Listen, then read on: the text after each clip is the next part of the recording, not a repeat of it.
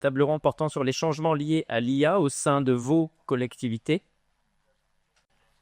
Pour en parler, Cyril Demour, que j'ai croisé tout à l'heure. Bonjour, Monsieur Demour. Prenez place. Donc, vous êtes administrateur territorial et nouveau chef de service de l'analyse et du contrôle de gestion au département de Seine-Saint-Denis. Vous êtes aussi rédacteur de l'étude de l'INET sur la cartographie des métiers territoriaux exposés à l'IA. Et c'est à ce titre que vous êtes parmi nous cet après-midi. Et puis aussi, à vos côtés, donc Cécile Villard, bonjour Madame Villard, prenez place, responsable de l'unité Nouveau Usage Numérique à Montpellier Méditerranée Métropole, unité qui dépend du pôle numérique qui est née. Esther Dubreuil, bonjour Madame Dubreuil, vous êtes directrice des projets de transformation numérique au Sicoval, communauté d'agglo du sud-est toulousain de 36 communes et 85 000 habitants. Au Sicoval, vous allez animer une feuille de route numérique responsable. Et Philippe Saint-Martin, qu'on a entendu ce matin déjà dans les séquences de questions-réponses DGS de la commune de Venelle, commune de 8600 habitants. Le maire de Venelle est élu délégué à l'innovation et au numérique à la métropole d'Aix-Marseille-Provence et le département des Bouches-du-Rhône. Donc vous avez vous-même et votre maire, tous deux, un vif intérêt pour ces sujets de transformation numérique et d'IA. On commence avec vous, peut-être, Monsieur Demour. Je reprends ma fiche. Oui, voilà.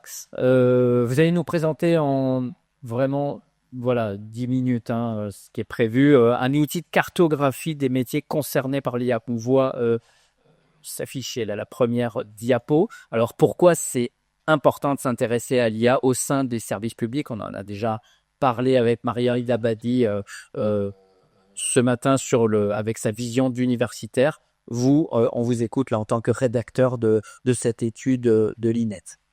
Bonjour à toutes et tous, c'est vraiment un honneur d'être présent ici. Je remercie en particulier le SNDGCT de m'avoir invité. Donc, pour répondre à ces premières questions, je vais vous poser une question à vous. Qui parmi vous pense que parmi ces équipes, il y a l'utilisation de l'IA pour effectuer certaines tâches? Donc, vous voyez là, c'est à peu près toute la salle qu'elle avait là, quasiment une main, quasiment unanime. Il y a un an, quand je posais cette question-là, on était loin d'être unanime. C'était plutôt une personne sur trois, une personne sur deux. C'est pour montrer à quel point ce changement est rapide et finalement s'impose à nous. Parce que l'IA va être capacité de transformer la façon dont on va rendre le service public. Donc, on a parlé tout à l'heure avec Perrine Davadi des chatbots, effectivement. La façon dont on va fabriquer le service public, dans les tâches de vos agents qui vont s'en voir transformer, et aussi à moyen et long terme, pas tout de suite, mais on va observer des changements et des impacts sur la façon dont nos organisations sont ventilées et la façon dont on fait le service public et donc les emplois sont dans la collectivité. Donc l'outil que je vais vous présenter aujourd'hui, c'est pas une projection exacte de ce qui va se passer à l'avenir, ou la situation actuelle, c'est l'expression des capacités maximales d'une IA générative, en l'occurrence GPT-4. Alors ça fonctionne, je crois qu'il ne faut pas insister. Passe. Mais bon, je vais passer à la question suivante, ça va avancer. Attendez, il n'y a personne, non? Il y a un fight, j'ai un inquiétant à ma gauche. Ah, d'accord, super. Question suivante. Oui, question suivante. Oui, question suivante. Réponse. Voilà. Sur le contexte de l'élaboration. Oui, allons-y. Ouais. Oui. Donc, je pense que la plupart d'entre vous connaissez l'INET, c'est l'Institut national d'études territoriales. Donc, ce travail, en passant à la slide suivante, s'il vous plaît. Ce travail, cette cartographie, elle a été effectuée dans le cadre de ce qui s'appelle un projet collectif. Le projet collectif, c'est le stage à Binet qui rassemble les trois filières qui sont formées en formation initiale, c'est-à-dire les ingénieurs en chef territoriaux, les conservateurs et les conservatrices territoriales des bibliothèques, et les administrateurs et les administratrices territoriales. On a envoyé pendant une dizaine de semaines, ça dépend des années, en collectivité sur une mission en particulier, et on produit un certain nombre de livrables. En l'occurrence, avec trois autres élèves, donc Elmira Amileva, qui est conservatrice territoriale des bibliothèques, Cyril Philis et Laurine Aubert, qui sont ingénieurs en chef territoriaux, et moi-même qui suis administrateur, nous avons planché sur la commande suivante, qui est l'approche stratégique, éthique et opérationnelle pour la ville de Lyon des enjeux liés à l'IA. Donc, on a produit un grand livrable, que vous trouvez qu'à Remelier aussi, au centre de l'image. Un très grand nombre de livrables qui venaient du benchmark, l'utilisation de l'IA au niveau national, au niveau international. Il y a un outil d'ailleurs au niveau international qui montre un peu les initiatives de l'IA qui est très intéressant. On a fait un diagnostic aussi des usages actuels de l'IA à la ville de Lyon. On a travaillé sur un cadre d'usage, bref. Et on nous a aussi demandé de travailler sur les impacts RH de l'IA pour la ville. Et c'est là-dessus où j'ai été un peu plus pilote, tout ma présence ici devant. Donc on peut passer à la slide suivante, s'il vous plaît.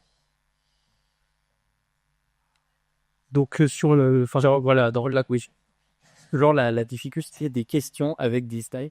Donc en fait, sur quoi vous vous êtes appuyé? Est-ce que c'est la bonne question? Oui, ça fait ça, ouais, d'accord. Sur quoi vous vous êtes appuyé pour étudier l'impact de l'IA sur les métiers, sur vos métiers, sur les métiers des collectivités territoriales? Alors, on peut passer à la slide suivante. Donc on s'est appuyé, comme nous, on n'était pas ni des chercheurs comme Madame Dabadi, ni des experts de l'IA au niveau technique. On a décidé de s'appuyer sur le travaux d'experts, en l'occurrence des travaux de l'Organisation internationale du travail et de chercheurs que vous pouvez voir ci-dessus, Pavel Générec, Jeningberg, David Bescon. On l'a appliqué ensuite à la fonction publique territoriale. Et la vraie innovation en fait de ces études par rapport aux autres, c'est qu'ils se sont intéressés aux tâches qui peuvent être effectuées par l'IA. Parce qu'un métier en soi n'est pas concerné ou pas par l'IA. Ce sont ces tâches qui peuvent être effectuées à des degrés d'intensité diverses par une IA générative. Et donc, tu peux, disons, noter, ils ont donné une note entre 0 et 1 pour toute une série de tâches, plusieurs centaines, pour dire à quel point ils sont utilisés par l'IA. En l'occurrence, c'est des tâches qui sont très, très automatisables. Et vous pouvez voir ci-dessous, on a déjà beaucoup parlé avec Mme Dabadi ce matin, donc je ne vais pas aller dans le détail. Et il y en a d'autres, notamment les tâches de terrain, qui, en revanche, elles, ne peuvent pas être effectuées par une IA générative, en l'occurrence GPT-4. Ensuite, Alors justement, quels sont les métiers les plus impactés d'après vos travaux, les plus impactés par l'IA? alors, si on peut passer à la slide suivante, encore après. Donc, les métiers les plus impactés, ce sont les métiers de bureau. Ça paraît évident comme cela, mais évidemment, une IA générative type GPT-4, elle ne peut pas, en collectivité, faire un certain nombre de tâches. Et donc, c'est les métiers dans nos bureaux qui sont les plus concernés. C'est la conclusion principale de cette étude. Et cela se voit ensuite dans l'illustration à travers la collectivité. Je vais vous montrer un petit peu plus tard. Donc, si on passe à la slide suivante, on peut voir que, par exemple, pour la catégorie de métiers policiers, eh bien, patrouiller dans une zone spécifique, ça, GPT-4, évidemment, il ne sait pas faire.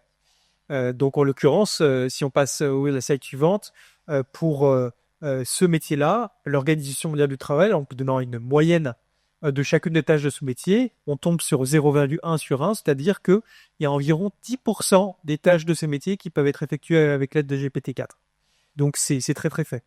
Nous, ensuite, on a rapproché des fiches métiers de l'Organisation internationale du travail, COIT, par la coquille, des fiches métiers du Centre national de la fonction publique territoriale. Il y a d'autres métiers, en revanche, je passe à la slide suivante, qui sont, eux, concernés. Donc, avec Mme Dabadi, on parlait des agents d'accueil. Effectivement, si on passe à la slide suivante, il y a 75% des tâches de ces métiers qui peuvent être effectuées par une IA générative GPT-4. Pour autant, c'est là qu'on voit la distinction entre ce que l'IA peut faire et ce qu'on souhaite que l'IA fasse. Et c'est là que notre rôle en tant que dirigeants territoriaux et puis aussi le rôle des élus rentre en jeu. Quelle est la façon dont on souhaite rendre le service public à l'avenir? Si on passe à la slide suivante, je vais vous poser une autre question très rapidement. Pour ce qui s'agit de vos métiers, vous, directeur et directrice généraux de collectivités territoriales, est-ce que vous pensez que vous êtes dans la catégorie des concernés, très concernés, c'est-à-dire qu'il y a plus de 50% des tâches qui peuvent être effectuées avec l'IA génératif? Ceux qui disent oui peuvent lever la main. Ben alors, il y en a assez peu. Vous avez raison. Effectivement, quand on passe à la slide suivante, finalement, il y a assez peu de tâches directes des directeurs généraux qui peuvent être effectuées par une IA générative. Ça ne veut pas dire qu'il ne faut pas s'y intéresser, c'est une vraie question stratégique, etc. Mais en termes d'intensité, par rapport à d'autres métiers, les métiers de production, ceux qui produisent, vous êtes finalement moins concernés. Vous allez moins utiliser l'outil d'IA générative au quotidien. Enfin, bien sûr, on connaît aussi dans certaines collectivités, en fonction de la taille de l'équipe, les directeurs généraux peuvent être amenés à faire beaucoup de choses. Et là, vous seriez très concerné. Mais si votre rôle, c'est avant tout de coordonner, de manager, etc., finalement, vous êtes un public un peu moins utilisateur d'une IA générative. Donc, on peut passer à la slide suivante. Sur les conclusions. C'est pas conclusion et recommandations aussi que vous pouvez faire, Cyril. Bien sûr. Dans le cadre de ce travail à la ville de Lyon, ce qu'on a fait, c'est qu'une fois qu'on avait rapproché les fiches de l'Organisation internationale du travail, les fiches du Centre national de la fonction publique territoriale, on a appliqué les résultats au tableau des effectifs de la ville de Lyon. Les résultats que vous avez devant vous, c'est pas les résultats exacts de l'étude. On a dû les bouger un petit peu, mais c'est représentatif. Et la conclusion principale, c'est qu'il y a près d'un poste sur deux dans une grande collectivité comme la ville de Lyon qui est concernée par l'IA générative, c'est-à-dire qu'il y a au moins 25% de ces tâches qui peuvent être effectuées avec l'aide de l'IA générative. Donc c'est considérable. Il y a un potentiel assez considérable de l'IA générative GPT-4. En l'occurrence, il y en a 5% sont très concernés, plus de 75% des tâches, 15% plus de 50%, entre 50 et 15, je peux dire, et 25% entre 25 et 50. Et ensuite, si on va un peu plus dans le détail, par catégorie, donc à partir de tableaux effectifs, on peut voir que les catégories A et les catégories B, qui sont effectivement des métiers de bureau où il y a de la production et c'est des tâches collectives, sont plus concernées que les catégories C. Par contre, que dans les catégories C, on trouve le plus de très concernés, où il y a plus de 75% des tâches qui peuvent être effectuées. Dans ces métiers-là, on trouve les agents d'accueil et aussi pas mal d'assistants de gestion, où il y a pas mal de tâches finalement qui peuvent être automatisées. Ensuite, par filière aussi, les filières administratives et culturelles, celles qui sont dans des métiers de bureau, sont évidemment moins concernées que les filières médico-sociales, sociales et techniques, où c'est des métiers d'aide à la personne avec de l'humain, ou alors des métiers de terrain où il y a génératif et finalement de peu d'aide. Ensuite, par direction générale, donc c'est ça qui a été montré ce matin par Madame Dabadi, effectivement, les directions relations usagers, ressources, toutes celles où finalement on est dans des métiers de bureau sont plus concernées que les métiers de terrain. Il y a une autre conclusion qui est pas qu'on n'a pas pu vraiment illustrer par le texte, mais c'est celle que les femmes sont plus concernées par ces transformations que les hommes au niveau communal, parce que dans les métiers que vous pouvez voir là et dans les directions que vous pourrez voir là, ce sont des métiers qui sont très fortement féminisés. Donc il y a un impact vraiment différencié de l'IA sur les jeux des sexes des personnes dans le collectif. Voilà. Très bien, peut-être. On a vu, enfin, l'étude de l'OIT et vos travaux montrent que l'IA peut assister les agents, quels titres, soit dans la réalisation de pas mal de tâches, ce qu'il faut. Pour autant, à l'intérieur de ces tâches qui peuvent être concernées, est-ce qu'il faut tout confier à une IA? Non, effectivement, il ne faut pas tout confier à l'IA. Il y a ce que l'IA peut faire, donc les capacités maximales, et il y a ce qu'on souhaite que l'IA fasse. Voilà. Et c'est là qu'il faut qu'il y ait une réflexion des agents territoriaux pour réfléchir aux enjeux éthiques et environnementaux aussi qui peuvent y arriver, et puis de conception tout simplement du service public, la façon dont vous rendez le service. Mais très rapidement, peut-être sur les quelques recommandations qu'on a pu faire dans le cadre de ces études. Donc si on passe à la slide suivante, à celle d'après. En tout cas, ça me tourne de 3 mots. Les 3 mots, les 3 recommandations qu'on a formulées dans le cadre de ces études, c'est associer, sensibiliser et former. Associer les organisations syndicales et les agents, parce que les changements sont mieux acceptés quand on travaille avec ceux qui sont les principaux concernés. Sensibiliser, et Dabadi a bien insisté sur ce point ce matin, c'est parce que c'est des changements avec des implications éthiques et des implications sur le changement du travail qui sont assez importantes, qu'il faut pouvoir accompagner. Donc il y a plein d'outils de sensibilisation, on en parlera peut-être un petit peu plus tard, qui permettent de réfléchir à toutes ces questions et ne pas faire des erreurs en mettant les données confidentielles, comme ça, qui peuvent engager la responsabilité de la collectivité. Et enfin former, et c'est ce que le CNFPT commence à faire, en proposant des formations adaptées pour le changement de ces métiers. D'accord. Merci beaucoup pour cette intro très, très, très instructive. Vous restez avec nous, bien sûr. Vous pouvez intervenir quand vous le souhaitez lors des échanges. On va peut-être regarder au niveau des collectivités présente là avec nous cet après-midi votre stratégie, la stratégie IA que vous avez mis en place dans un premier temps, sans forcément aborder des thèmes d'enjeux de formation, de charte. Enfin, d'abord la stratégie, purement la stratégie. Qu'est-ce que vous avez mis en place? Comment vous avez pris cette espèce d'enjeu énorme là? Quelle a été les stratégies respectives? On commence avec vous, peut-être Céline Villard pour le Montpellier Méditerranée Métropole. On revient en mars 2023 médiatiquement qui a été assez, on en a pas mal parlé même au niveau national. Il y a eu un moratoire voulu politiquement par l'élu en charge de l'énergie, Manu Reynaud. Bon, ça a été, c'est public, il y a eu des interviews dessus, des articles. Moratoire sur ChatGPT, de l'utilisation de ChatGPT à l'intérieur de vos fameux AKM 6 lignes, je crois, en 8 lignes. Ça, une inflation. Bon, ça, c'est le point de départ. C'était il y a 2 ans. Est-ce que vous pouvez revenir sur cet acte politique, même si vous n'êtes pas élu, et puis sur la stratégie qui s'est déroulée depuis 2 ans déjà, maintenant? En fait, il y a eu 3 étapes dans la stratégie. Bien dans le micro. Voilà. Dans la stratégie autour de l'intelligence artificielle, on a eu 3 étapes au sein de la collectivité. Il y a d'abord eu un temps d'observation. Donc, c'est ça, il y a eu un moratoire à la sortie de ChatGPT. Manu Reynaud a demandé à ce qu'il n'y ait plus d'utilisation au sein de la collectivité de ChatGPT. Et donc, ce temps d'observation, c'était aussi aller interroger les usagers sur ce qu'ils voulaient comme intelligence artificielle pour le territoire. Donc, on a commencé par les réunir autour d'une convention citoyenne qui a réuni 40 usagers qui ont réfléchi, donc ont été aussi sensibilisés. Ils ont été parrainés par Cédric Vivani notamment, et qui ont été amenés sur 3 rendez-vous différents à travailler sur qu'est-ce qu'on voulait comme intelligence artificielle. Le principal enseignement qu'on en a retiré, c'était que avant tout, l'intelligence artificielle devait être utile, que c'était pas un gadget, et que finalement il y avait beaucoup d'interrogations à avoir là-dessus. Et ça nous a beaucoup inspiré. L'avis qu'ils ont rendu nous a inspiré pour la future stratégie Data IA qui a été, celle qui a été votée donc par la suite, pour laquelle on a été 2024, je pense. C'est ça, ouais. Pour laquelle on a été accompagné par le Camerounais CIT et il y a eu difficulté qui a été faite en interne. Beaucoup de services ont été interrogés, à savoir qu'est-ce qu'on allait faire, à la fois de l'intelligence artificielle, mais des données, puisqu'il n'y a pas d'intelligence artificielle sans données. Comment on les structure, comment on les protège. Voilà, toutes ces questions. Et du coup aussi, quelle sera la feuille de route qu'on va adopter. Donc, pendant toute l'année qui a suivi ensuite, on a fait une expérimentation en interne avec plusieurs outils. On est allé interroger dans un premier temps nos 8 cadres et encadrants, parce qu'il y avait quand même un sujet, c'est-à-dire qu'on a appris par exemple OpenAI qui développe ChatGPT, qu'on avait mis l'utilisateur. Un peu la douche froide, on s'est dit, ah oui, il y a un sujet. En effet, il y a effectivement du Shadow IA, donc ça n'est pas à cette hauteur. Donc, on est allé aussi les interroger sur leurs besoins d'usage.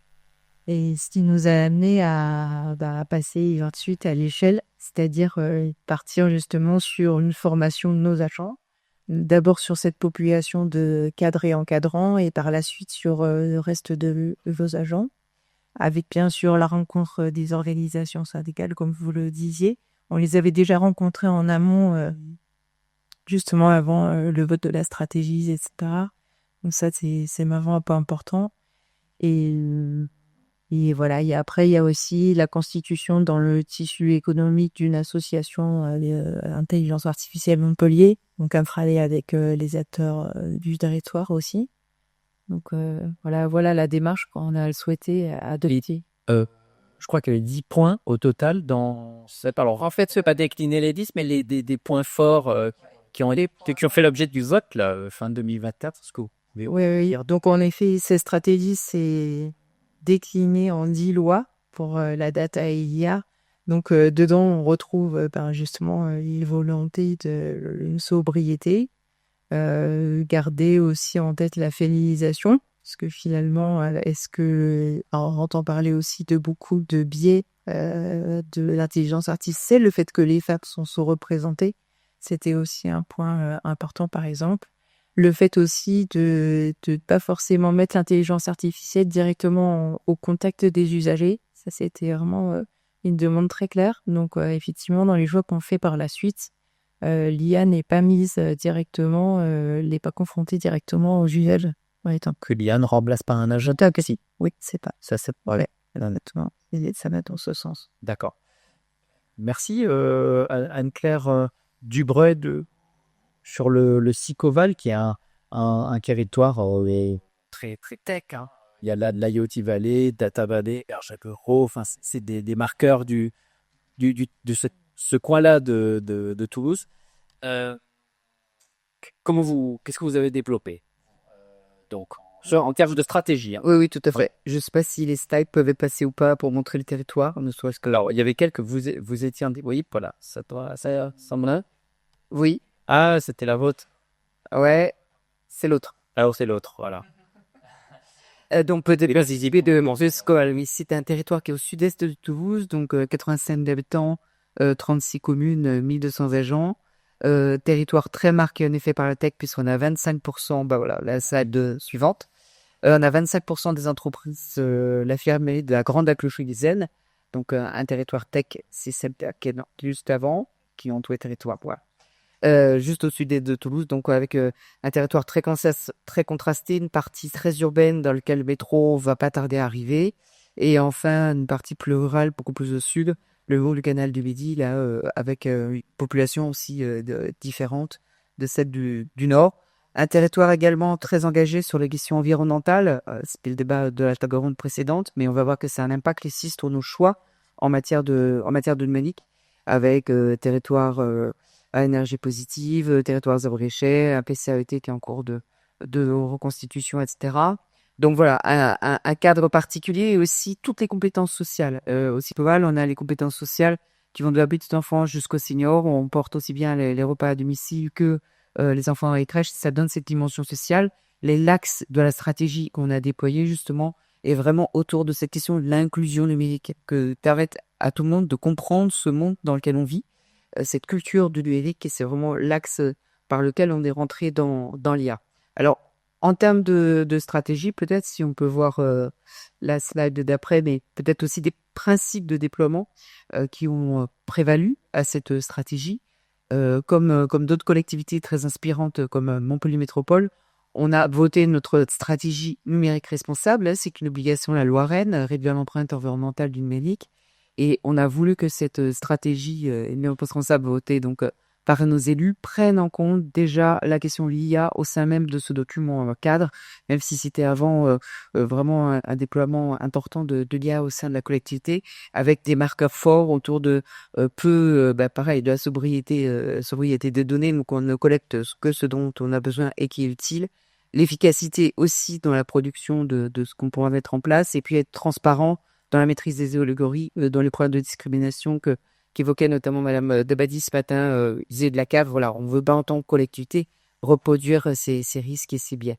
On a voulu aussi que ce soit complètement encadré, mais vous l'avez cité ce matin, RGPD, IA Act, nous, collectivité, on est concernés aussi. Par exemple, par l'article 4 de l'IA Act qui dit qu'on est en responsabilité de former nos agents dès lors qu'on déploie des systèmes d'IA, et donc peut-être vous ne le savez pas, mais la plupart de vos outils VSI, systèmes d'information, ont intégré déjà des systèmes d'IA. Alors, certains positionnent au-dessus, d'autres sont plus discrets. Donc, ça fait partie aussi de notre volonté. Et également de monter en compétence des agents, des élus, des habitants, ça va en parler. Et on s'appuie aussi beaucoup sur d'autres territoires comme Montpellier Métropole, comme la région Occitanie, près interconnectés aussi, hein, qui est une source extrêmement intéressante de contenu. Allez voir en ligne, il y a un manifeste de l'IA, il y a des outils qui ont été construits par des sociologues sur l'intégration d'IA, quel impact sur les métiers, et également bibliothèque de l'IA. Voilà, donc ça c'est des outils qui nous ont servi à bâtir nos stratégies. Stratégie en 3 volets, je les décrirai plus longuement tout à l'heure, mais une qui est acculturée, démythifiée, sensibilisée, une qui est formée, expérimentée, l'expérimentation, enfin la formation étant beaucoup liée à l'expérimentation, et enfin gouverner, coordonner et évaluer, parce que comme toute expérimentation, les cités d'évaluation c'est important. Et pour toutes les cibles, agents, élus, citoyens, entreprise. Et on se donne les moyens d'accompagner ce périmètre-là pour que, en fait, notre territoire rentre dans cette société de technologique, dans cette intègre cette IA et cette accélération technologique, s'ils le veulent, s'ils le souhaitent, mais en conscience, en ayant conscience aussi des impacts environnementaux, sociaux, sociétaux de l'IA. C'était la stratégie. Est-ce que vous voulez dire dans un premier temps? Voilà, bien, il y aura rentrer un peu dans les détails après. Monsieur Saint-Martin, oui, pour la stratégie IA d'une commune plus petite, hein, 8600, tu crois, habitants. Alors, ça a été quoi la méthode? Alors, j'avais la différence entre des structures, hein, de la taille de Montpellier, du Sicoba. Alors, toi, petite histoire, j'ai créé mon stage hors collectivité de l'ENACT à l'époque, pour Sicoba.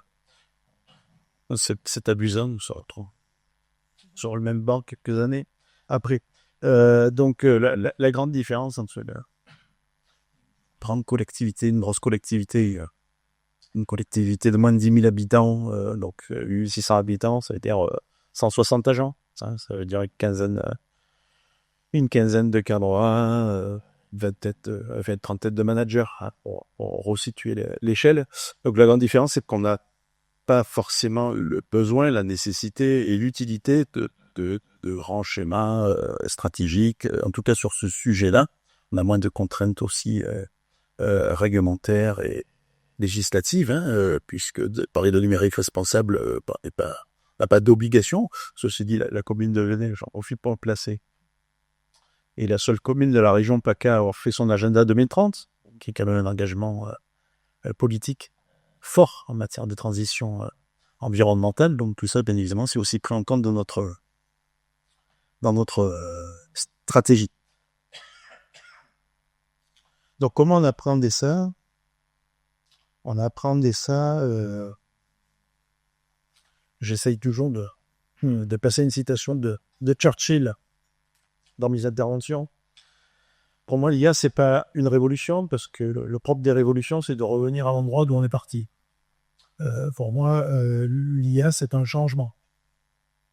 Et Churchill disait, à propos du changement, il vaut mieux prendre le changement par la main avant qu'il vous saisisse à la gorge. Et je pense que l'IA, c'est exactement un sujet auquel cette citation se prête. Donc, pourquoi? Alors, pourquoi? Parce que c'est une citation tellement d'eau, parce que je marche de ça. Moi, ça fait 2 ans, 3 ans, j'ai tiré par la manche mes collègues, déjà, dis attention à quelque chose qui arrive là, qui va bouleverser notre environnement. Je veux dire, c'est un changement, on ne peut pas l'éviter. Un changement, il s'impose à nous. Tourner la tête pendant un moment, ça peut être une stratégie, mais c'est pas efficace longtemps. Je suis intervenu en octobre dernier sur une table ronde avec Manu Reynaud, qui avait parlé de cette Shadow IA.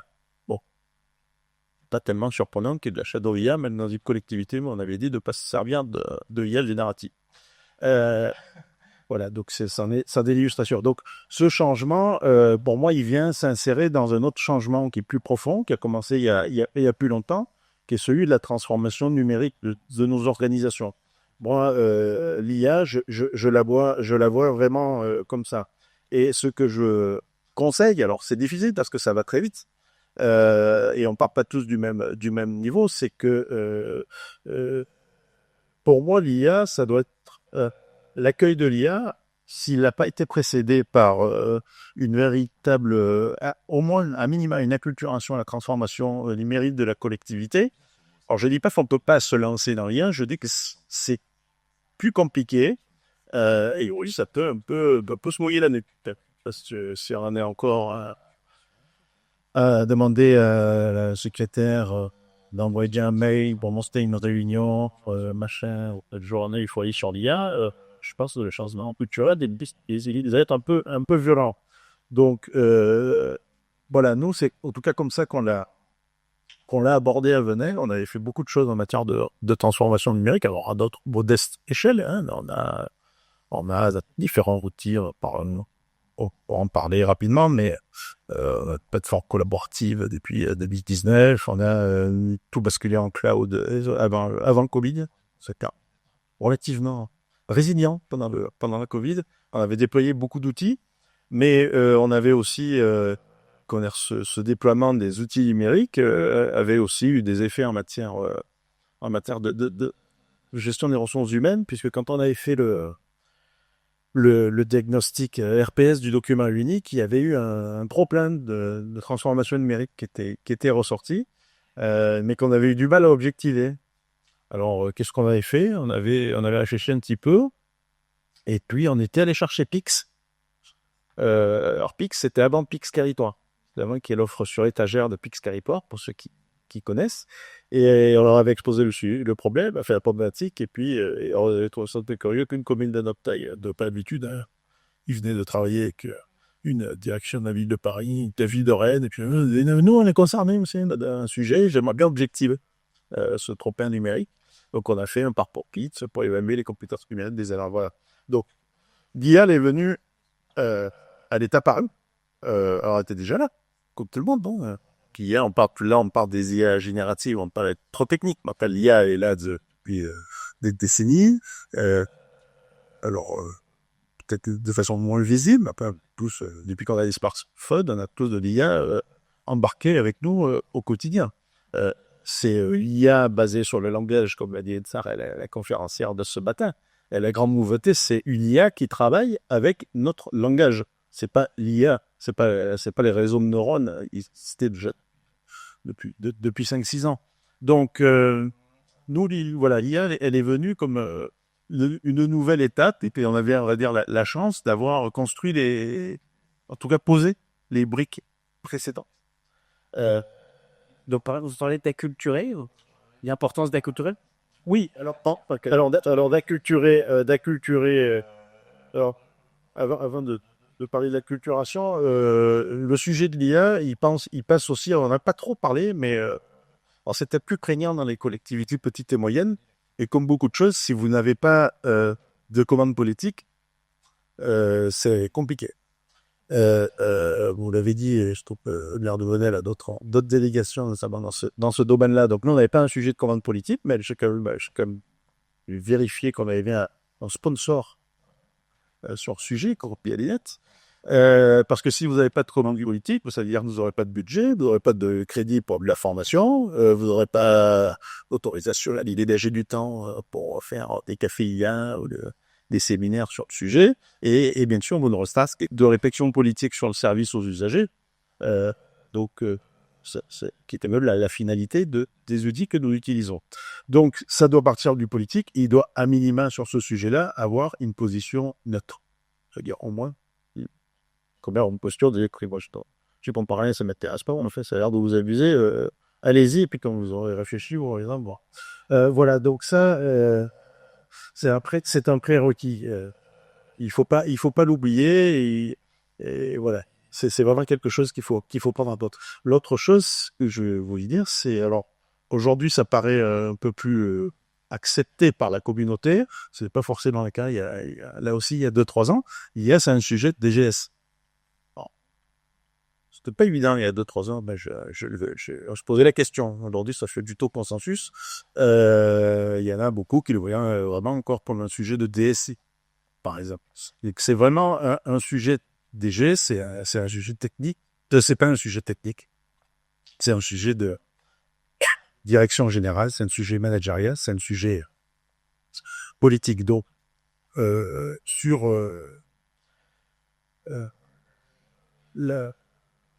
voulez qu'on passe sur la démarche, sur la culturation, sur la démarche. Ouais. Nous, la première, sur la culturation, la première chose, alors déjà, comment l'IA elle apparaît dans une collectivité. Elle a 2 entrées, l'IA. Elle a il y a les outils grand public, notamment d'IA générative.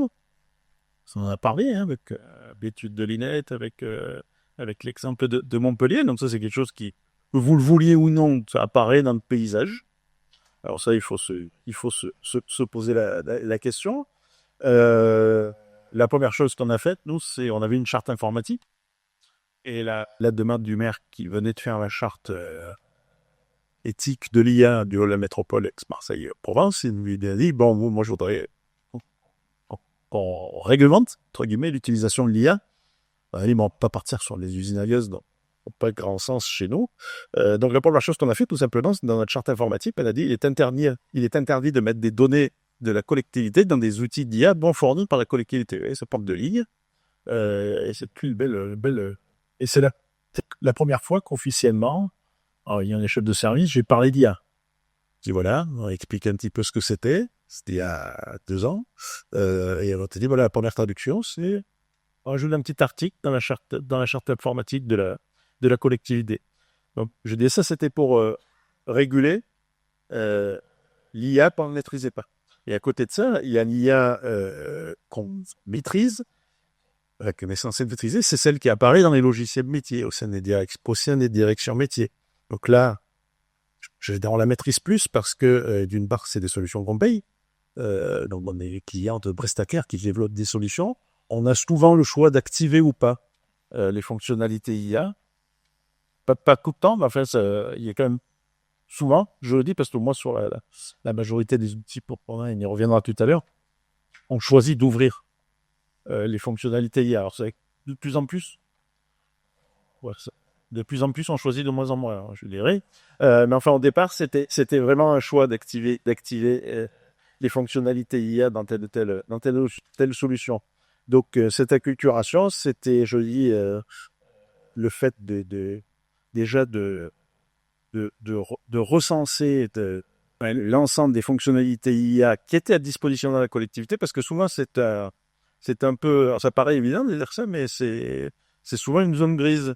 C'est-à-dire, si on demande la haute des beautés, est-ce que vous êtes capable de le dire dans vos collectivités, qu'est-ce qu'il y a comme fonctionnalité IA accessible sur l'ensemble des directions métiers? En plus, la collectivité est importante, plus c'est difficile de répondre. Mais même dans les petites et moyennes collectivités, je ne suis pas sûr qu'on ait pouce en tête l'ensemble des fonctionnalités IA, de ça, c'est parce qu'il y a des logiciels métiers et que nous, DG, on ne voit pas. Enfin, on ne voit pas au quotidien. Vous n'avez pas pour les petites étoiles, d'accord, qui sont apparues en haut à droite de la fenêtre. Non, je ne sais pas. Voilà. Donc voilà cette acculturation. Pour répondre à votre question, on est encore plus les deux volets. Et merci X. Anne-Claire Dubreuil, donc là, vous avez dépeint la stratégie au niveau du SICOVAL. Aujourd'hui, vous en êtes où en termes de déploiement, de mise en place? Aujourd'hui, vous en êtes où et puis des prochaines étapes? Oui, que je vous illustrerai peut-être. Ouais. Ça va rebondir sur ce que vous disiez par rapport à la culturation. C'est que voilà, slide d'après, parce qu'il y a quelques illustrations. Ce qui nous a paru important avant d'implémenter et d'expérimenter, ou au moins en parallèle, soyons honnêtes, c'est vraiment d'expliquer, de rassurer, d'émitifier. C'est ce que je disais tout à l'heure. Et donc, on a décidé d'abord d'aller auprès du CODIR. C'est important, c'est une histoire de TGS en effet et de management. Et on a fait ce qu'on appelle une bataille de l'IA. Donc, je ne sais pas si vous connaissez ce serious game qui a été développé par une association qui s'appelle Latitude, mais il y a plein de personnes qui sont formées en Occitanie et qui sont disponibles. Et là, je le fais actuellement dans plusieurs communes de la collectivité, donc les plus grosses communes qui sont demandeuses. Donc, c'est un serious game qui permet en fait d'identifier les enjeux autour de l'IA, les enjeux environnementaux, les enjeux éthiques, les enjeux de fiabilité, de créativité, etc. Et d'avoir des échanges surtout autour de ça. Donc, typiquement, voilà, un moyen d'acculturer, c'est d'utiliser des supports qui peuvent exister. On a fait également auprès de nos élus un speed dating pour leur dire, c'est le sujet d'aujourd'hui, comment l'IA peut accompagner les transitions qui sont le courant politique, qui a faussé un courant politique du SICOVAL. Et donc, il y avait des mini-tables autour desquelles les élus pouvaient tourner, et également le conseil de développement qui était aussi partie prenante de cette démarche avec Equitia. Je ne sais pas si vous connaissez Equitia, j'en parle parce qu'il s'est en Occitanie. Et Equitia, c'est une association qui promeut la souveraineté des données entre tout ce qui est secteur public, secteur privé et qui accompagne en fait. C'est monté en compétences aussi. Je sais qu'à Montpellier, vous êtes aussi membre d'Equitia. Donc extrêmement intéressant, beaucoup de ressources et qui a donc animé cette soirée auprès des élus. On a fait également, je parlais tout à l'heure des citoyens. Même actuellement, on a un gros poids régional aussi qui aura le portée régional. Donc je vous en parle aussi parce qu'on est en région Occitanie.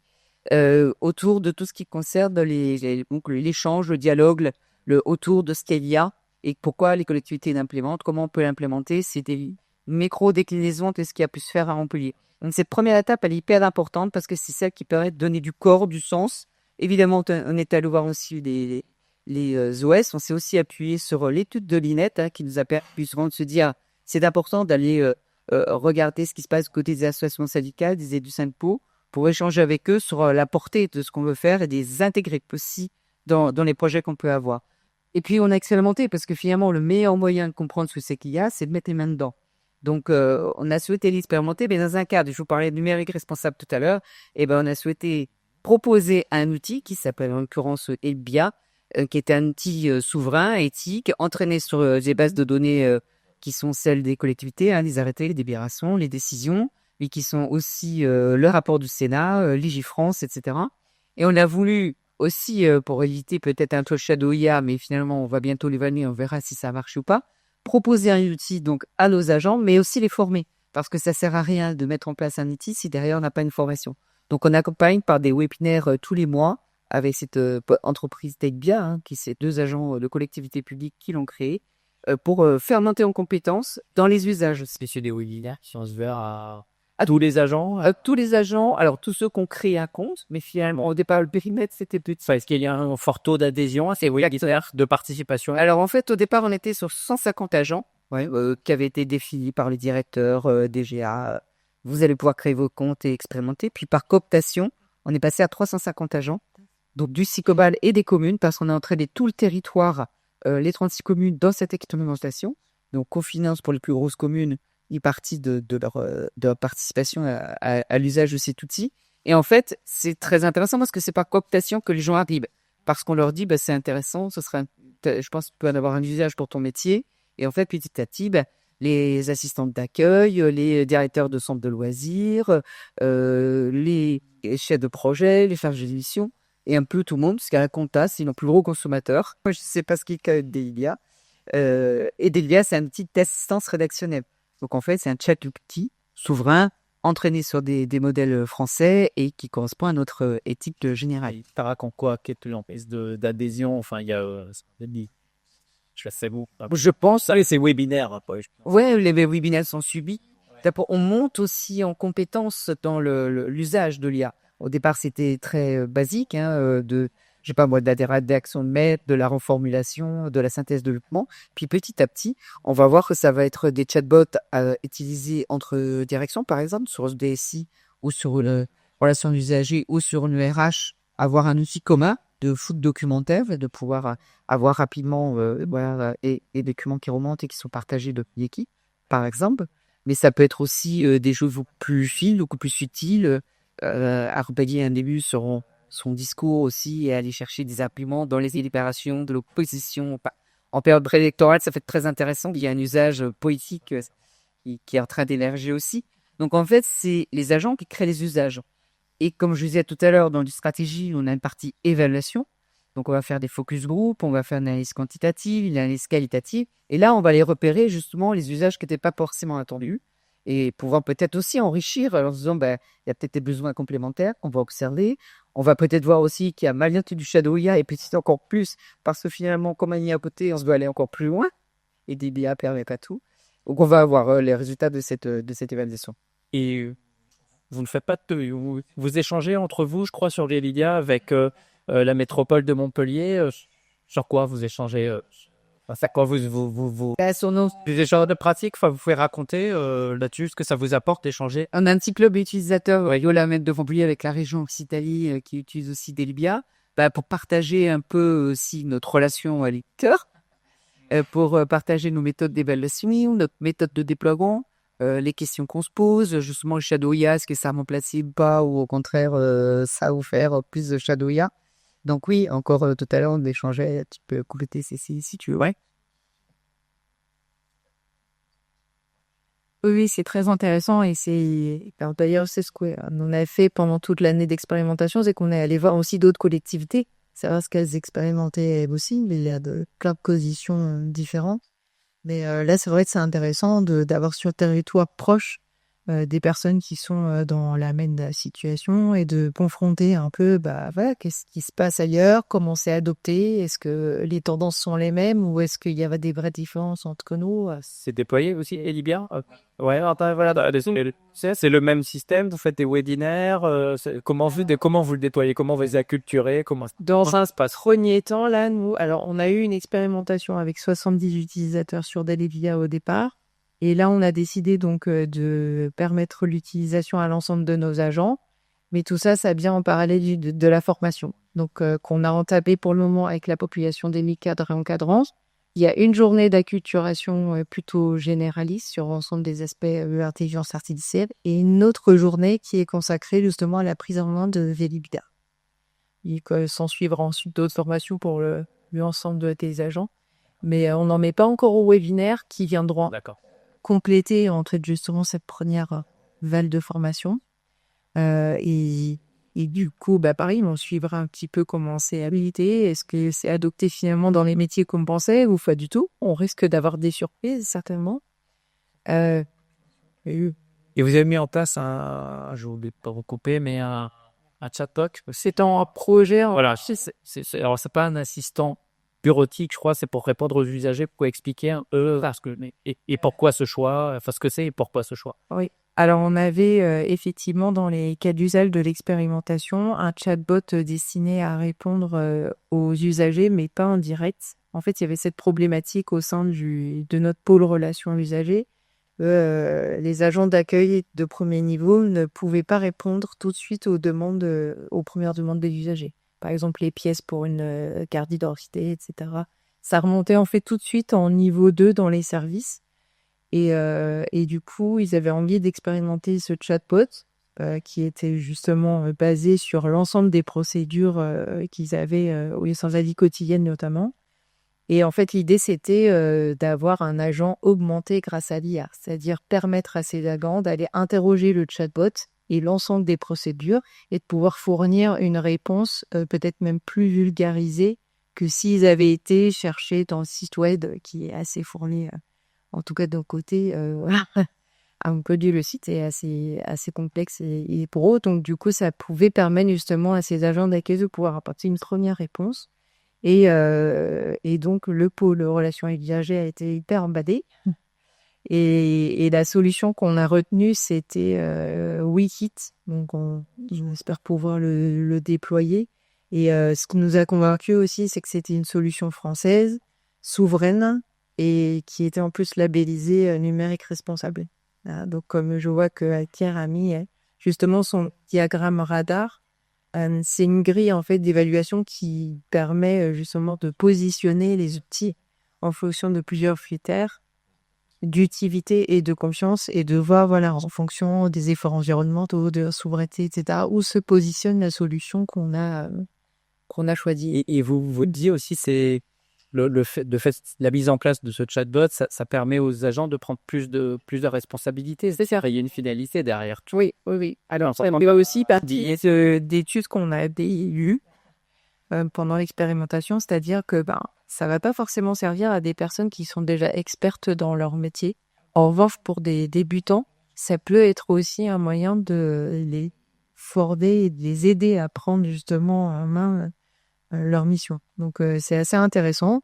Et du coup, on va voir si vraiment ça a mis c'est bénéfique possible. C'est-à-dire que dans ce cas-là, voilà, parce que ça leur a vraiment permis de s'améliorer, de prendre en main leurs tâches. Et une création de poste, je crois, aussi à 3M en ce moment, sur un poste de cadre dédié à l'usage de l'IA à l'échelle de la métropole. C'est bien une création de poste. Oui, tout à fait. Ça raconte quoi, ça? Ça veut dire qu'elle est structurée, j'imagine. Voilà. Ça raconte que du coup, ça va prendre de l'importance. Et justement, le fait de l'orienter usage de l'IA, c'était pas pour recruter forcément un technicien, pas un data scientist, mais vraiment quelqu'un qui va pouvoir suivre la transformation d'amitié, accompagner les utilisateurs. Et voilà, du coup, c'est dans l'unité dont je suis responsable. Et les candidatures, c'est jusqu'au 24 mai. Ça va t'arranger. Et Yves Saint-Martin, Venelle, est-ce que vous que vous mettez en place, quand vous m'aviez parlé d'une expérimentation de solutions pas de transcription pour les comptes rendus de réunion, par exemple. Enfin, qu'est-ce que vous mettez qu'est-ce qui est mis en place ou qu'est-ce que vous allez mettre en place dans une qui est plus petite collectivité comme la vôtre? Alors, Concrètement. ça va rejoindre d'une part ce que j'ai évoqué tout à l'heure, hein, les deux familles, on va dire, de la l'IA, et puis aussi ce que vous évoquez sur vos collectivités. Donc, on a des fonctionnalités IA qui sont disponibles sur des outils de la collectivité qu'on a activées. Par exemple, on a une fonctionnalité IA ce qu'on a gestionnaire de cloud, parce que bon, on a tout au cloud, hein, on n'a rien à mail, certain. On a effectivement, j'en parlais tout à l'heure, alors là c'est moi pour l'instant qui utilise l'Israël pour voir les potentialités d'Israël avant de voir si c'est une option de déployer plus largement sur la collectivité. Donc là on va être dans la génération classique de texte, je pense ce que j'ai dit tout à l'heure. Nous avons aussi, on essaye des plugins des GM. C'est pareil, j'ai des solutions souveraines dans la collectivité. On est plateforme collaborative d'une solution française, c'est Talkspirit. Je suis aussi chargé des projets numériques au syndicat. Pour les adhérents, c'est à moi que vous devez votre parcours dans la SoConnect. Bon, c'est après. Voilà, et on est aussi en train de travailler sur du programme digital de collaborative qui est tout au haut du syndicat. Mais j'en ai pas plus. Mais là aussi, ça sera une solution sur votre CCP. Voilà, ça peut le passer. Donc, pour en revenir à Venel, on expérimente depuis plusieurs mois maintenant une solution de transcription de texte avec toutes les applications possibles. Hein. Donc là, c'est Dict AI qu'on essaie. C'est une société franco-poise qui fait ça. C'est assez intéressant. Alors, pas sur tous les formats, mais sur le compte rendu synthétique, c'est assez bluffant. Donc, on voit le texte de la transcription, est-ce que la soumission arrive à en faire en termes de compte rendu, de carte mentale ou d'analyse SWOT. C'est vrai que ça, même quand on baigne un peu dans l'IA au quotidien, c'est assez bluffant. À titre, sur les outils mis à disposition par la collectivité, on a équipé d'une solution de gestion de projet Y qui s'appelle Asana, qui déploie de plus en plus de fonctionnalités IA. Alors, c'est en termes de licence, mais là, pour le coup, les fonctionnalités IA sont très intéressantes sur les mises à jour automatiques de compte rendu de projet et l'analyse de tâches. C'est très, très intéressant. En dehors de ces fonctionnalités qu'on voit apparaître sur les outils dont on dispose, on va être nous aussi sur l'analyse de l'identification et l'analyse de l'identification des cas d'usage. Donc là, il y a deux cas de figure. Hein. Soit vous avez une démarche large et vous allez faire des grands messes avec quantifier des POC et puis retenir 2-3 cas et puis travailler, expérimenter pendant 3 mois, 6 mois et faire un 1000 ans et voir ce qu'on pérennise à la fin. Soit, nous c'est un peu l'option qu'on a pris, mais encore une fois, c'est une question de taille de collectivité, je pense. Hein. Là, on a la souplesse d'une petite structure. Soit on identifie d'ores et déjà nos cas d'usage, et à ce moment-là, on va aller chercher des prestataires qui, soit avec des solutions sur étagère, soit des prestataires qui vont vous aider peut-être à développer des solutions. Je prends un exemple. Juste un golf, ouais. Un exemple, là, c'est pas, on entendra juste Cyril de Morque à voir ce qu'ils font en Seine-Saint-Denis. Par exemple, nous, on est en train de travailler avec une petite société marseillaise qui développe une plateforme pour créer des agents IA. Et avec cette plateforme, notre premier objectif, c'est de créer notre bot RH, hein, tout simplement, notre session RH, un bot interne, et demain aussi, certainement, notre bot citoyen, que nous envisageons, nous, comme additive en dehors des heures miniatures du standard de la mairie ou en cas de débordement du standard. Je lisse ici aussi rapidement parce qu'on n'a pas évoqué dans notre rendez-vous, ça date de la semaine dernière. J'ai soumis pour les autorités territoriales, bénévoles, j'ai soufflé à la métropole Aix-Marseille qu'un des cas d'usage qui serait intéressant pour l'intercommunalité, mais aussi pour les communes, ça serait des agents IA qu'on pourrait activer lors du déclenchement, l'activation des parcs communaux de sauvegarde, du plan intercommunal de sauvegarde. C'est comme je dis, dans ces situations-là, des gestes à la salle qui l'ont vécu, qui l'ont éprouvé. L'épisode est compliqué à gérer, c'est une crise, mais il y a aussi un gros facteur de stress, c'est de savoir ce qu'on a précisément à faire. Le retrouver sont classés en 1, si tant est qu'on soit à la mairie comme qui s'est activé. C'est un vrai sujet en soi. Et je pense que là-dessus, l'IA et les agents IA, pour chaque rôle dans le PCS, là pour le principaux, je sais pas, pourrait être un cas d'usage assez intéressant et pas très compliqué à faire parce que la donnée, on l'a, elle est réduite, c'est du fiche catalex. Voilà. Parfait. Merci. Sur les départements de Seine-Saint-Denis, Monsieur Demeaux, sur le. Alors, je crois que vous diffusez depuis quelques mois, vous utilisez, pardon, l'IA Copilot. Ça apporte quoi? Est-ce qu'il y a déjà un retour d'expérience? Vous pouvez expliquer pourquoi ce choix et s'il y a déjà un retour d'expérience? Donc effectivement, ce n'est pas une IA souveraine, là, de ce côté-là. Donc Copilot, c'est l'IA qui est intégrée. C'est intéressant. On voit qu'il y a toutes les. Enfin, on sent que que c'est de l'exploration un peu, là, on le voit, quoi. Tout à fait. Ouais, c'est de l'explosion. Donc c'est pas l'IA souveraine, c'est celle qui est intégrée à Office 365. Tout l'intérêt de ce module, hein, c'est que c'est directement dans la suite Office. Hein. Donc il y a le petit bouton Copilot sur Word, sur PowerPoint, sur Excel. Et puis, ça permet d'effectuer certaines tâches, de réécrire certains paragraphes sur EndNote de manière très très simple.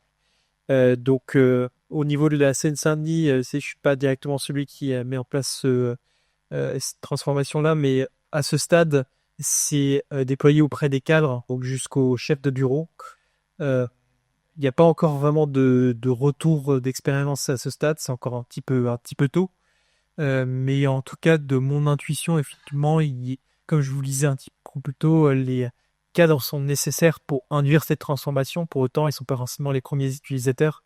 Et donc, il y a peut-être des marges et de redistribution de certaines licences vers des agents qui, eux, produisent beaucoup plus en termes d'IA génératif. Voilà, mais effectivement, ce n'est pas IA souveraine. Ce qui peut poser certaines questions au niveau de la souveraineté des données, mais c'est un IA en circuit fermé, hein, donc on n'est pas connecté. Hein, les données qui sont mises sur IA ne vont pas sur Internet, ce qui est déjà une bonne chose. En termes d'éthique, de garde-fou, oui, Madame Villard. Alors, nous avons compris souci. C'est-à-dire, le souci de quoi? De souveraineté. Oui. Parce qu'en fait, on s'est aperçu très récemment que justement Microsoft nous a ni Copilot Chat, c'est une version un peu allégée dans notre suite, sans forcément l'avoir avec la licence supplémentaire. Mais du coup, pour nous, c'est aussi un moyen en attendant d'avoir vraiment une solution souveraine complète pour l'espace collaboratif, de pouvoir amener les agents vers ce genre de solution aussi, pour pas aller se créer un compte gratuit sur ChatGPT, par exemple. Ça reste quand même dans notre tenante. Donc, c'est vrai que c'est une option, voilà, que vous préfère donner aux agents en disant, vous avez dans Teams un petit copilot qui va également rédiger des deals. Et c'est évidemment pas la solution qu'on promeut à côté des BIA. Mais en tout cas, voilà, ça nous permet aussi de ramener aussi des utilisateurs qui sont allés créer des comptes gratuits, parfois avec leur mot de passe de session. Donc, voilà. Sans le facteur de stress, hein, là. Et justement, en termes d'éthique, de garde-sous, il y avait eu le moratoire politique de mars 2023 qui avait été plus ou moins suivi.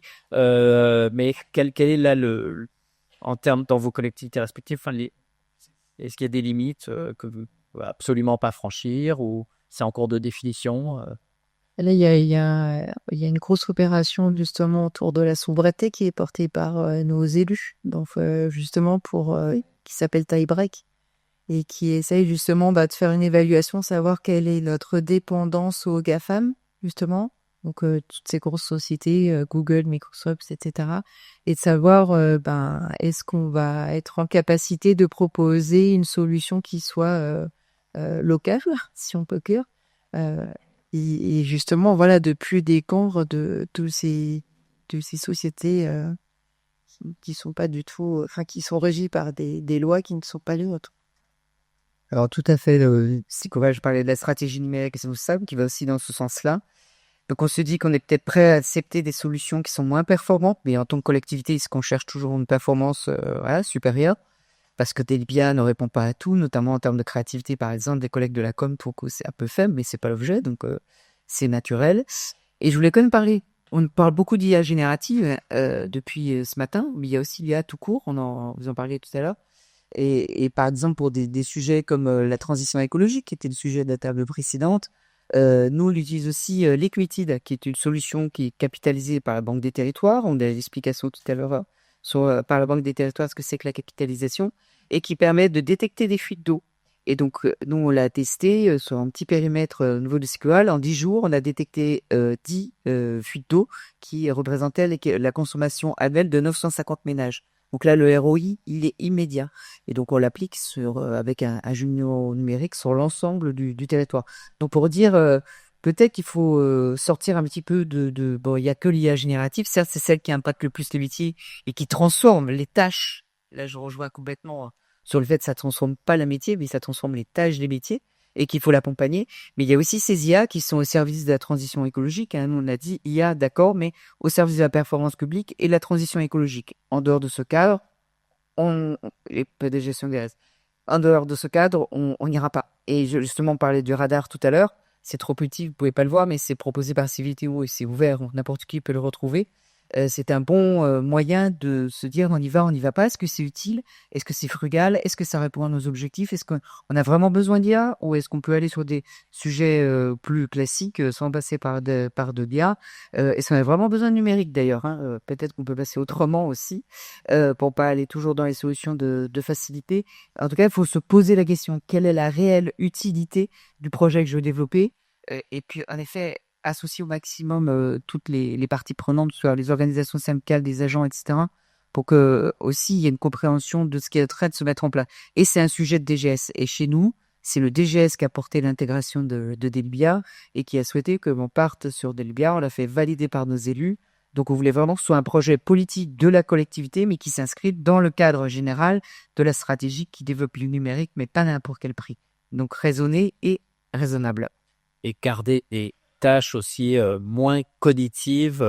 Et je vous avais piqué l'idée ce matin quand j'ai interpellé là-dessus Marianne Dabadi. Donc, je vous rends cette idée puisque c'est vous qui l'aviez donnée. Et je trouve que vous pouvez peut-être la développer en 2 mots, Madame Villard. J'avais trouvé ça très, très intéressant. C'est important de garder aussi des tâches pas trop cognitives. Alors, c'est parce qu'à force de garder que les trucs super compliqués pour soi, et puis l'IA fait les trucs plus répétitifs, plus automatisables, ça peut être un danger aussi. Oui. Alors, je porte pas la maternité de cette idée. Ah oui, certes, mais c'est je qui me l'avais. Ouais, moi, je suis pas spécialiste. Enfin, en tout cas, on va essayer. Alors, allez. Oui, je vous invite à aller écouter Ian Ferguson, qui est un sociologue et qui est directeur du Laboria, qui justement avait dit en avance, et donc ça te fait dire que si on commence à confier à l'IA, toutes les tâches un peu à faible valeur ajoutée, on dit, on va se retrouver plus qu'avec des tâches qui demandent forte concentration, etc. Et en fait, on ne peut pas tenir. Et on a besoin de revenir à des tâches un petit peu plus... qui demandent un peu moins de concentration. Le vendredi, trier sa boîte mail, etc. C'est ce qu'il raconte, c'est que du coup, c'est assez bénéfique et on en a besoin pour redescendre un petit peu. Voire même, on a besoin aussi de retourner à ces tâches plus basiques pour se réassurer. C'est-à-dire que des fois, on a besoin de revenir un peu en arrière, de refaire des choses un peu de base pour justement pouvoir ensuite repartir sur des tâches qui... Sur une autre ascension. Voilà, c'est ça.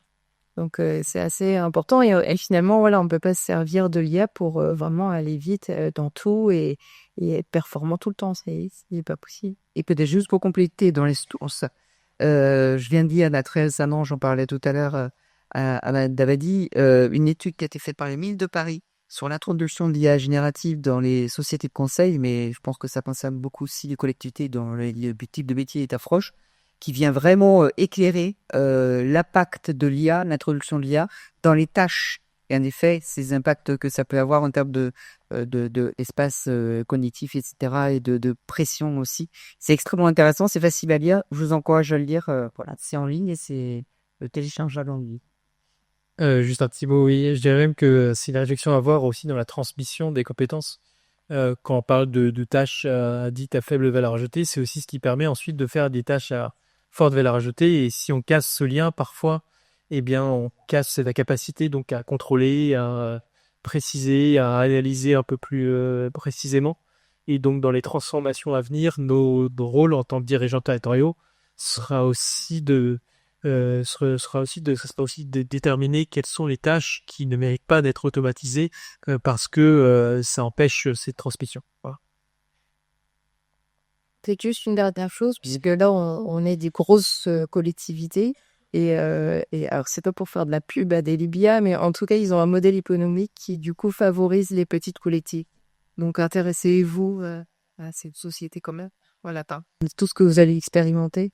Voilà, peut-être justement un moyen d'accéder à certaines fonctionnalités sans forcément mettre trop de moyens. Et si vous êtes une interco, pensez aux communes de l'interco, c'est ce qu'on a fait, hein, on permet aux des petites communes, et c'est sans doute elles, on va voir dans l'évaluation, hein, qui utilisent le plus, avec le plus d'intérêt.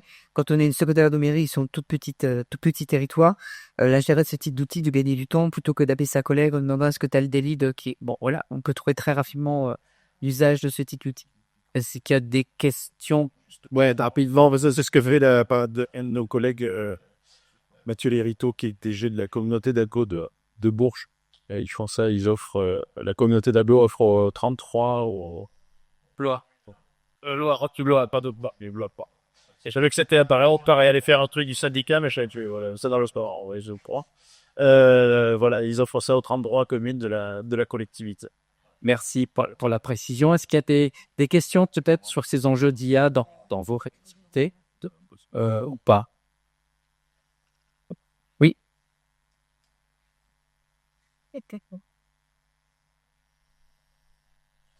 Je travaille avec Marianne Dabati du coup sur un concept qui peut faire un peu l'élite qui vient de l'étude des têtes, c'est celle de tâches. Il veut d'avoir tâches en méthodologie, c'est une granularité.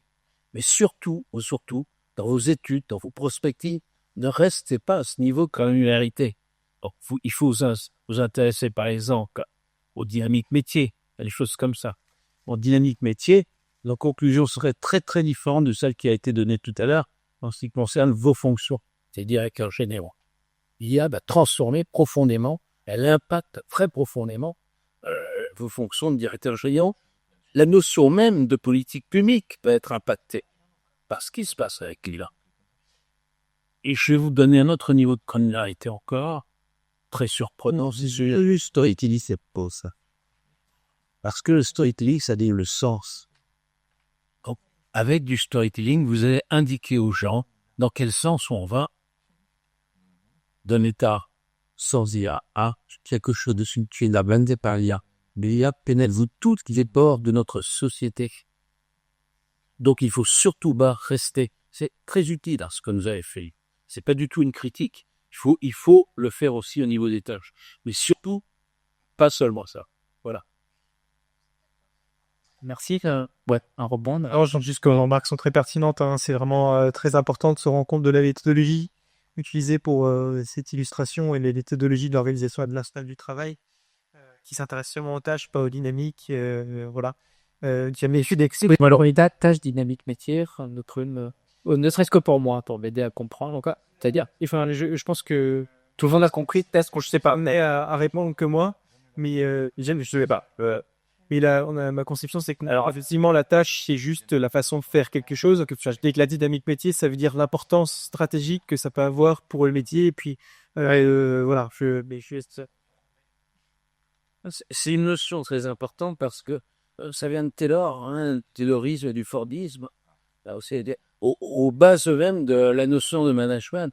Le management s'est développé justement en rompant avec cette vision extrêmement parcellaire des tâches, de la division des tâches. Excusez-moi, j'étais prof de gestion. Si je puis me permettre, par rapport au récit, je pense qu'il est important.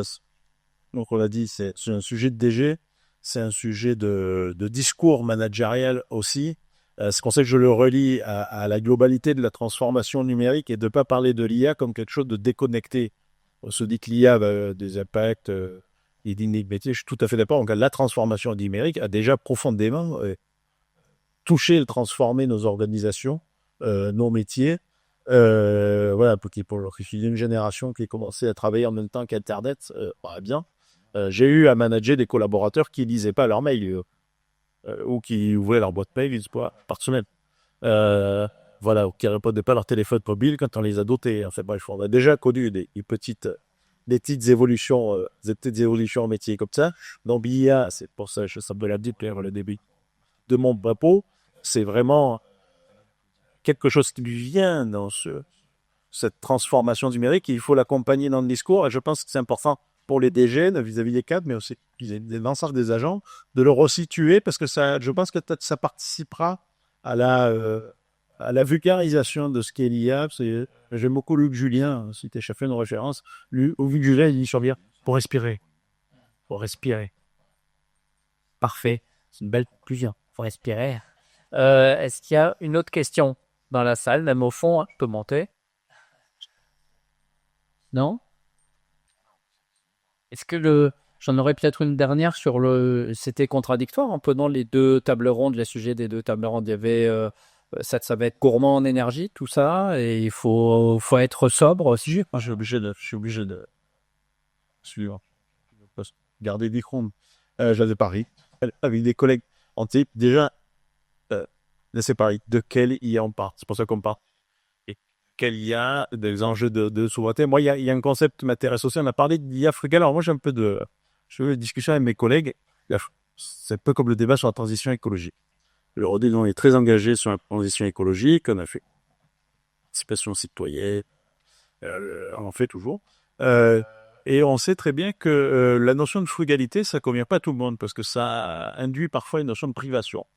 Moi, je préfère un concept qui est celui de la satiété. La satiété, ça veut dire je prends ce dont j'ai besoin et puis c'est tout. C'est bon, je relie avec ce que je disais tout à l'heure sur l'IA générative et l'utilisation de Mistral. Pour une partie de mes besoins, Mistral suffit à m'assurer le sentiment de satiété. Et je pense que c'est quelque chose qu'on doit rechercher dans l'impact environnemental de l'IA. C'est un sujet.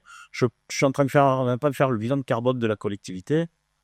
Je suis bien aidé pour en parler de l'impact de l'IA.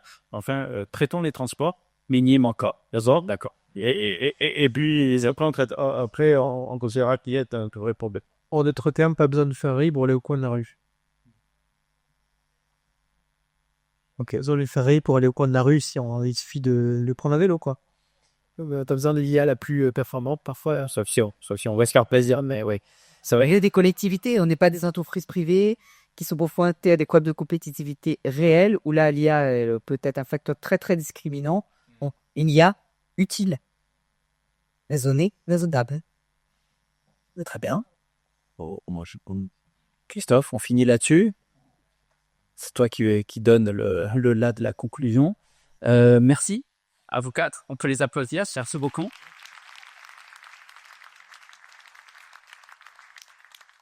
Christophe, quelques mots de conclusion ou pas après cette journée? Merci en tout cas à toutes et à tous pour votre attention, votre venue ici au Kiasma. On peut applaudir Christophe et son équipe pour cette organisation sans faille. On peut rappeler aussi la tenue du congrès national du SNDGCT à Angers, je crois, du 25 au 27 septembre prochain, me semble-t-il. Non, mais il nous reste simplement donc à remercier encore une fois tous les intervenants qui ont voulu participer à cette journée. Je vais les jouer au bout. Je pense que globalement, c'était une journée qui était de qualité. J'espère que j'aurai picoré un petit peu quelques informations, quelques éléments de calage, de cadrage dont vous avez besoin pour avancer sur ce sujet-là dans vos collectivités. Voilà, nous on a été heureux de vous accueillir, l'équipe de la il faut qui a organisé ce congrès. Voilà, on espère que vous en avez retiré très des choses. Donc, une fois, nous, c'est ces moments de partage qu'on a en commun ensemble et et avec les intervenants avec Alta Boron en Capta Content ce matin. Merci Marianne d'avoir bien voulu sur le Maroc aussi sur cette conférence ce matin. Donc voilà, on est ravis. J'espère que cette journée l'aura appréciée comme moi. Je l'apprécie. Merci Hubert. Mais merci à toi. Merci pour pour l'animation. Si c'est important aussi d'avoir quelqu'un d'avoir M. Voya et je sais que tu as beaucoup travaillé, les intervenants, donc merci à toi. Et voilà, donc je donne rendez-vous. On donne rendez-vous dans 2 ans, puisque c'est l'occurrence qu'on s'est fixé pour les congrès régionaux.